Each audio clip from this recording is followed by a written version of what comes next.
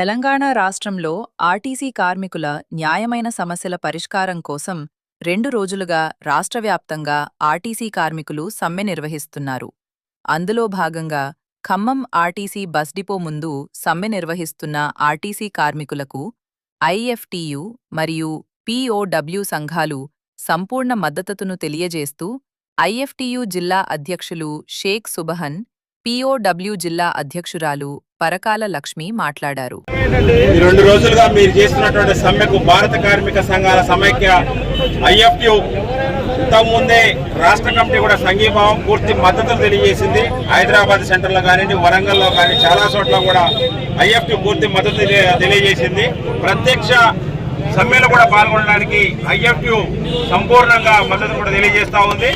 అదేవిధంగా ఏదైతే ఈ తెలంగాణ రాష్ట్రంలో కాంగ్రెస్ పార్టీ అధికారులకు రాకముందు కాంగ్రెస్ పార్టీ అనేక వాగ్దానాలు ఇచ్చి ఉంది. తన మేనిఫెస్టోలో 14 పాయింట్లో క్లియర్ గా ఆర్టీసీని ప్రభుత్వంలో విలీనం చేస్తామని చెప్పేసి ఆల్రెడీ మనకు చెప్పే ఉన్నారు. మనం వాళ్ళు ఇచ్చినటువంటి హామీలనే అడుగుతున్నాం తప్ప ఇవాళ కొంత కోరికలు మనం కోరట్లేదు. వాళ్ళు ఇచ్చిన హామీలని అమలు చేయమంటున్నాం.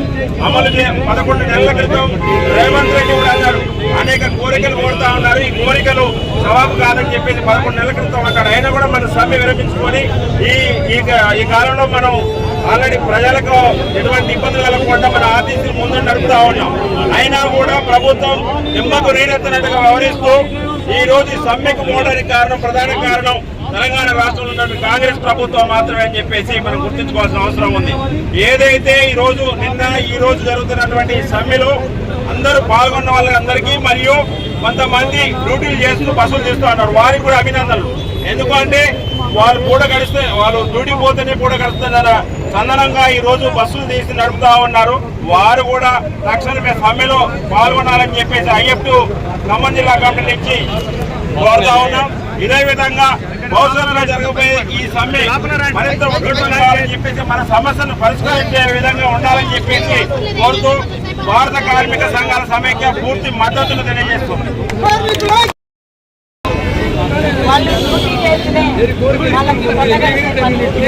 ఎందుకంటే ఇవాళ వాళ్ళు పెంచాలి మాకు అని సమ్మె చేస్తుంటే నిన్నటి నుంచి కూడా కనీసం ప్రభుత్వానికి కనిపెట్టి తీసుకురలేకుండా ఇవాళ ప్రభుత్వం వస్తుంది.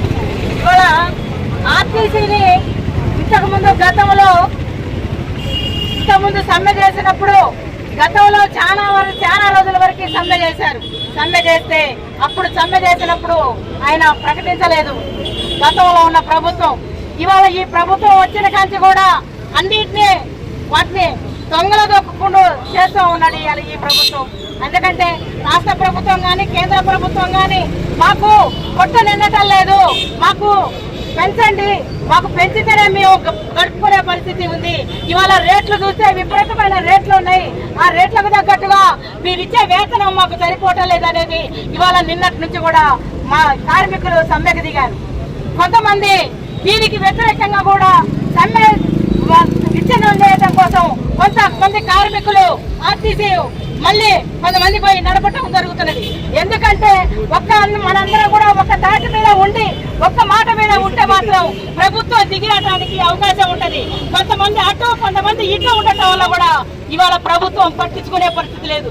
ఎందుకులే వాళ్ళు 2 రోజులు చేసి ఊరుకుంటారు, మీరు చేసేది మీరు చేయండి అనేది మీరు ప్రభుత్వం చూస్తూ ఉంది.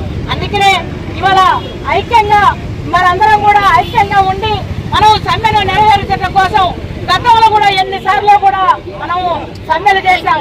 అన్ని పార్టీలు కూడా సంఘీభావం తెలియజేశారు. సంఘీభావం తెలియజేసి ఇప్పుడు కూడా అదే పద్ధతిలో అందరూ కూడా సంఘీభావం తెలియజేసి ఈ కార్మికులకు న్యాయమైన జీతాలు పెంచాలని చెప్పి మనం అందరం కోరుతూ మేము మా సంఘం తరఫున మీరు పోరాడేంత వరకు మా మద్దతు.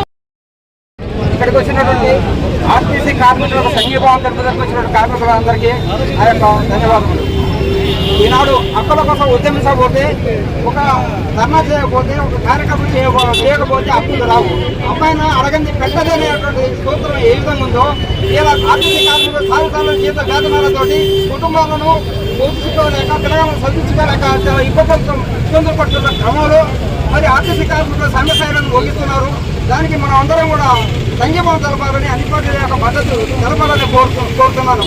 అందులో భాగంగానే గోదావరి బుగ్గని కార్మిక సంఘం మాది కొత్తగూడెం, ఇక్కడ పని నుండి వచ్చాను. ఇక్కడ వచ్చే సందర్భంలో మన న్యూ డెమోక్రసీ పార్టీ మద్దతు ఇస్తుంది కనుక ఈ యొక్క ధర్నాలో ఇక్కడికి వచ్చే కార్యక్రమం పాల్గొనడం మిత్రులు కోరిన వలన ఇక్కడికి వచ్చాను. ఈనాడు చూడండి, గత ప్రభుత్వము 50 మంది కార్మికులు ఉరి తాడు పెట్టుకుని ఉరికంబాలు ఎక్కి 50 మంది ప్రాణాలు పోయినా టీఆర్ఎస్ గవర్నమెంట్ ఆర్టీసీ కార్మికుల యొక్క సమస్యలు పట్టించుకోయారు. అయ్యా రేవంత్ రెడ్డి గారు, గత ప్రభుత్వ వారసత్వాన్ని కొనసాగిస్తే మీరు కూడా పతనమైపోతారు. కావున కార్మిక హక్కుల కోసము, కార్మిక ఉద్యమాల కోసము, కార్మిక సమస్యల కోసము ప్రజాపాలన అంటున్నావు కనుకనే ప్రజలకు ఉన్నటువంటి ఇబ్బందులు తీర్చడానికి ముందుండాలని ఈ యొక్క గవర్నమెంట్ హెచ్చరిస్తున్నాను. అందులో భాగంగానే ఆనాడు చేసినటువంటి కేసీఆర్ ప్రభుత్వం పతనమైంది.